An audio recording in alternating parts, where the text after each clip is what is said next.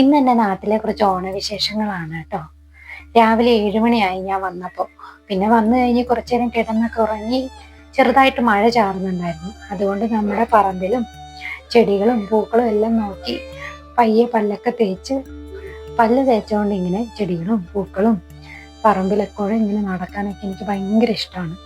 അത് കഴിഞ്ഞ് പിന്നെ ചായ കുടിച്ചു. അമ്മ രാവിലെ തന്നെ ഓണസദ്യയുടെ പ്രിപ്പറേഷൻസ് ഒക്കെ സ്റ്റാർട്ട് ചെയ്തായിരുന്നു. പിന്നെ ദിവ്യേച്ചിയും മാളും ഒക്കെ ഉണ്ടായിരുന്നു. ലച്ചുമോളും ഇടയ്ക്കിടയ്ക്ക് ഇതുപോലെ ഇങ്ങനെ വന്നിങ്ങനെ ഇരിക്കും. പിന്നെ TV കാണും. അങ്ങനെ ഓണസദ്യ പൊടി പൊടിച്ചോണ്ടിരിക്കുകയാണ് കേട്ടോ.